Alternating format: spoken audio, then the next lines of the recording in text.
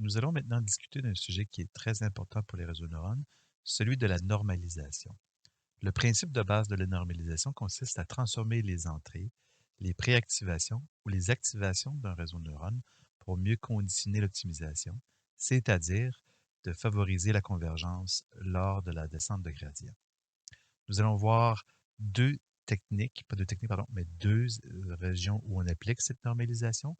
Premièrement, à l'entrée du réseau et entre les couches cachées dans le réseau.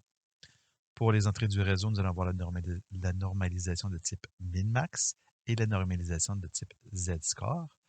Et finalement, nous allons avoir la normalisation par mini-batch ou batch norm qui est rendue maintenant un incontournable dans les réseaux de neurones profonds. La première méthode de normalisation que nous voyons aujourd'hui est la méthode min-max. Ça consiste à transposer l'entrée de sorte à ce qu'elle soit contenue dans une plage entre 0 et 1. Ça implique de trouver les valeurs minimales et maximales dans notre entrée. Et par suite, ce qu'on fait, c'est qu'on retire la valeur de notre entrée X, on retire la valeur minimale trouvée, et ensuite, on divise par la plage entre max et min. Donc, ça nous garantit maintenant que X bar se situe entre la valeur 0 et 1. Par contre, cette approche est très sensible aux données aberrantes, ce qu'on appelle en anglais les outliers, donc une valeur beaucoup plus grande ou beaucoup plus petite que les autres valeurs X.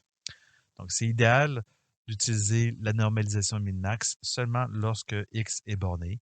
Un exemple de situation où X est borné, c'est pour les images. Les intensités des pixels sont contenues entre la valeur 0 et 255. Donc, c'est très facile de venir faire cette normalisation min-max. Il n'y aura pas essentiellement de données aberrantes, d'outliers dans ces entrées. Une deuxième manière de faire la normalisation est la normalisation du z-score. C'est aussi souvent référé dans la littérature comme étant la normalisation tout court. Et ce qu'on veut, c'est que notre entrée maintenant ait une moyenne de 0, approximativement, et une variance de 1. La méthode est très proche de la méthode de normalisation min-max. Donc, on va ici, au lieu de trouver la valeur minimale, on va plutôt venir centrer notre distribution des entrées autour de 0, simplement en trouvant la valeur moyenne de notre X, on va le soustraire, et par la suite, on divise par la racine carrée de la variance trouvée sur nos données, la variance empirique. On rajoute ici un petit delta, on l'a vu précédemment cette semaine. Donc, le petit delta, c'est simplement pour des questions de stabilité numérique. Petit problème encore là, comme la normalisation min-max, elle est très sensible aux outliers, donc aux données aberrantes. En effet, lorsqu'on calcule la moyenne ou la variance d'une distribution empirique, eh bien, ce ne sont pas des estimateurs robustes, ils vont être très affectés par une donnée. Par exemple, si vous avez la majorité de vos données entre 0 et 1, vous avez une valeur qui est située à 10 milliards, bien, clairement, la moyenne va être très affectée par ces données-là. Donc, encore là, un problème possible de sensibilité aux outliers. Par contre, je tiens à le mentionner, c'est quand même une façon très utilisée de normaliser les données. À la limite, on pourra toujours retirer les outliers et par la suite faire cette normalisation si on veut se donner une certaine robustesse par rapport à cette présence-là d'outliers. La troisième technique de normalisation que l'on voit aujourd'hui, c'est la normalisation par batch, communément référée par son nom anglais batch norm ou aussi son acronyme BN. Une utilisation typique de la batch norm, c'est à l'intérieur d'un réseau de neurones. Donc, on ne l'utilise pas nécessairement juste à l'entrée. C'est vraiment, on l'intercale un peu partout. On peut avoir, par exemple, une couche linéaire. Donc, on prend un vecteur X, on a une matrice de poids W et un vecteur de biais B. On va trouver ensuite un vecteur de préactivation. Et on va passer ce vecteur de préactivation-là dans la batch norm qui va venir normaliser ces activations-là. Et par la suite, on passe ces préactivations normalisées dans le relu. Notez aussi qu'on aurait pu placer la batch norm après le relu. C'est une question de recherche en ce moment. C'est assez arbitraire l'endroit où on la place. Mais l'idée, c'est qu'on vient placer cette couche de batch norm à des endroits de façon régulière dans notre réseau. On peut imaginer que la couche batch norm, c'est un peu comme un régulateur de pression qu'on utilise pour les lignes des conduites de gaz. Par exemple, si vous avez un barbecue chez vous, vous avez une bonbonne qui peut avoir une pression relativement élevée. et la sortie ici, ça s'en va directement dans votre barbecue. Mais ce que vous voulez, c'est que lorsque vous mettez vos différents cadrans du barbecue, vous ne voulez pas que la quantité de gaz qui sorte dépende de la pression de la bouteille elle-même. Alors, on va utiliser ce qu'on appelle un régulateur de pression. Et c'est un peu le même rôle que vient jouer la batch norm. Elle va venir normaliser donc les signaux, les différentes activations, les préactivations dans notre réseau. Par exemple, imaginez que vous avez pour la batch 45 cette distribution des préactivations. Vous voyez une distribution qui est loin d'être centrée à zéro. Il y a quand même un écart type relativement large. Alors, ce qu'on veut, c'est lorsqu'on passe cette distribution-là à travers notre batch norm, eh bien, on en ressort avec une distribution qui est, par exemple, plus proche d'être centrée de zéro et avec un écart type peut-être proche de 1, par exemple. Aussi, on veut que cette normalisation-là s'applique euh, dans le fond, pour présenter le même profil en sortie, peu importe essentiellement la mini-batch. Donc, par exemple, si vous avez une mini-batch 46 qui, elle, on voit ici, elle est centrée négativement, peut-être autour de -2, ben, on voudrait encore là, lorsqu'on la passe dans notre batch norm, qu'elle soit située quelque part ici, donc plus proche de 0 en termes d'être centrée et aussi avec un écart type qui est beaucoup plus similaire à la batch 45. Vous voyez comment maintenant mes distributions des mini-batch 45 et 46 sont rendues beaucoup plus similaires. Donc, c'est le rôle qu'on veut faire jouer à notre batch norm. Comment est-ce qu'on fait cette normalisation par batch, donc notre batch norm? On commence d'abord par calculer les moyennes, les variances empiriques sur la mini-batch qui est en cours. J'ai un vecteur d'activation ou de préactivation X, qui va avoir une taille une grandeur K. Et donc, la moyenne empirique ici, donc c'est simplement 1 sur M qui est la taille de la batch. Et voici, donc pour chacune des entrées du vecteur X, donc je vais calculer cette moyenne-là, donc une moyenne par entrée. Je fais la même chose pour la variance. La variance ici empirique, c'est celle-ci. Et c'est important donc on la calcule sur chaque mini-batch de façon individuelle. Ça veut dire que l'algorithme de normalisation batch norm peut être sensible à la grandeur de la batch, c'est-à-dire si la batch elle est très petite, le calcul d'une moyenne et d'une variance va avoir tendance à être pas très bon lorsqu'on n'a pas beaucoup d'échantillons. Alors, d'avoir une mini-batch plus grande va aider à stabiliser l'algorithme batch norm. Ensuite, on fait la normalisation à proprement parler. Alors, la normalisation, c'est comme dans le cas du Z-score. On va soustraire la moyenne. Donc, pour chacun des éléments du vecteur, on va soustraire sa moyenne correspondante sur la batch. Et ensuite, on divise par la racine carrée de la variance, encore là, pour chacune des entrées du vecteur X. Et encore là, on ajoute un petit facteur ici, delta, pour la stabilité numérique. On va faire une opération supplémentaire. On va faire une transformation linéaire par la suite de notre vecteur X chapeau ici. Ce qu'on va faire, c'est qu'on va lui rajouter un biais qui va être 1 par entrée du vecteur et aussi un facteur d'échelle, encore là, 1 par entrée du vecteur. Donc, ça va nous permettre, si vous voulez, à ce niveau-ci, on vise à avoir une distribution centrée autour de 0 avec un écart type de 1, mais ça se peut que le réseau ait besoin d'avoir quelque chose de différent pour être capable de prendre une tâche. Donc, on va lui permettre de venir modifier cette distribution-là, autrement dit, de la centrer autour de bêta pour avoir un écart type qui est plus proche de alpha. Donc, on lui donne une certaine liberté. Ces deux paramètres-là ici vont être des paramètres qui vont être apprenables et on les apprend puisqu'ils vont faire partie du graphe de calcul. On va être capable de calculer un gradient de la perte sur la tâche par rapport à ces paramètres-là. Donc, le réseau l'algorithme d'optimisation va être capable de venir choisir les paramètres alpha et bêta pour chacune des couches, pour chacune des entrées des vecteurs qui vont venir aider au niveau de l'accomplissement de la tâche. Ça, c'était la normalisation batch norm lors de l'entraînement. Lors du mode test, on ne va plus modifier les paramètres alpha et bêta. On va essayer de vouloir calculer la moyenne et la variance sur ce qu'on voudrait être l'ensemble du test d'entraînement. Mais comment est-ce qu'on va accomplir ça? On va l'accomplir via une moyenne mobile qu'on a vue cette semaine d'ailleurs.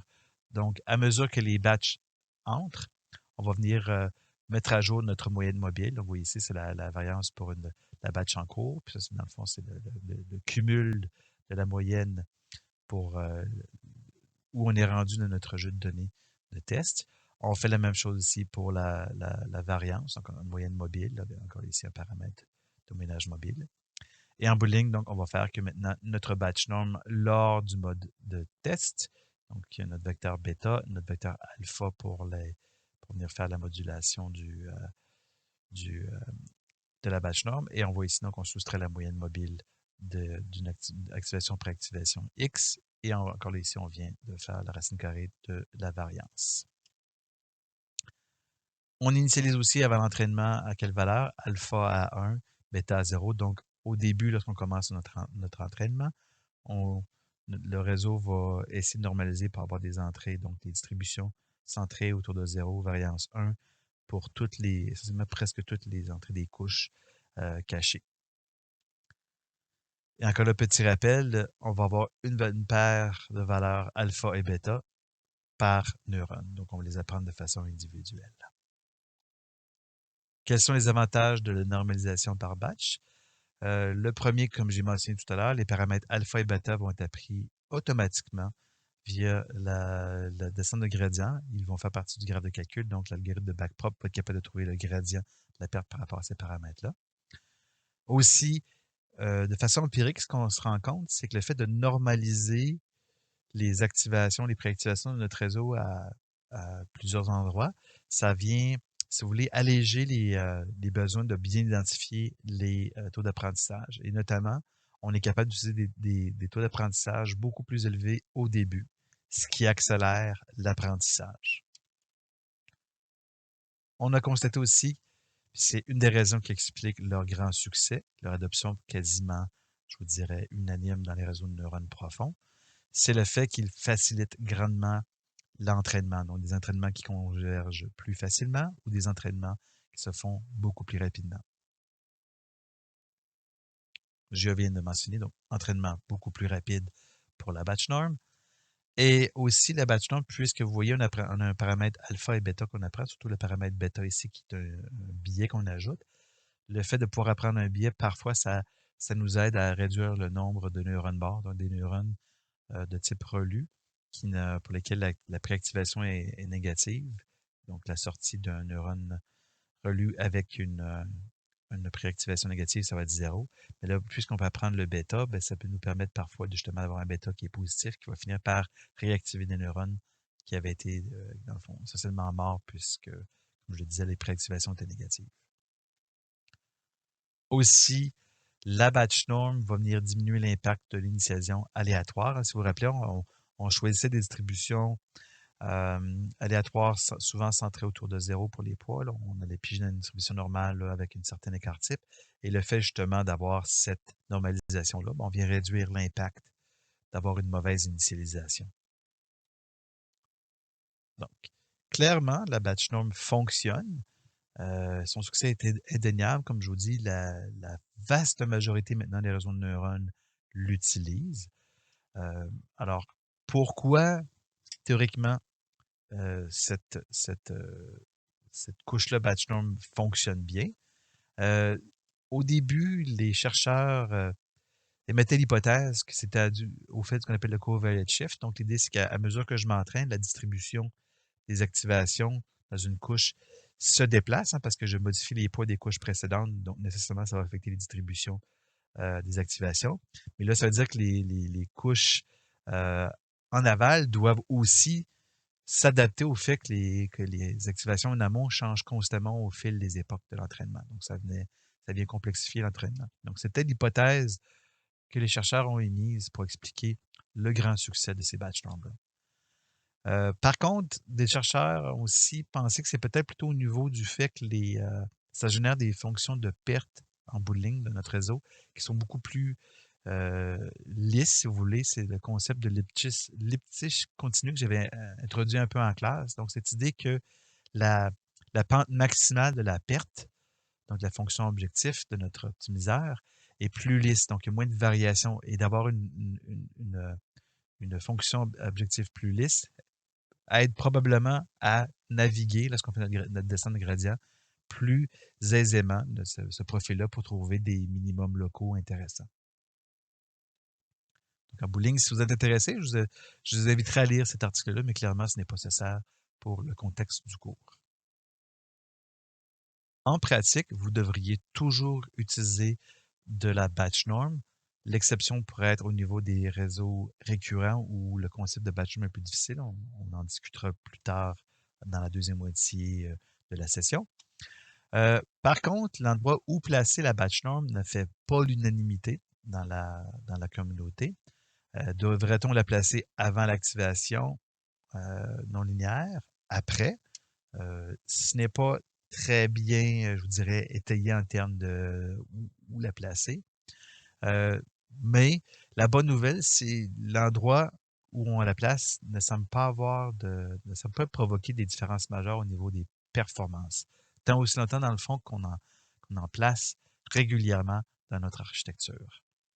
Aussi, de façon empirique, les gens se sont rendus compte que d'utiliser de la batch norm avec du dropout, ça n'avait pas tendance à très bien fonctionner. On va parler du dropout la semaine prochaine, donc gardez ça en tête. Le dropout est arrivé avant la batch norm, et quelque part, la batch norm est venue remplacer en partie le besoin du dropout. En résumé, la normalisation cherche à transformer les activations, les préactivations ou les entrées de notre réseau pour les conserver dans une plage qui va rester relativement fixe au cours de leur utilisation, donc au cours de l'entraînement, de leur déploiement. Ces normalisations-là servent aussi à faciliter l'entraînement, à accélérer la convergence, par exemple.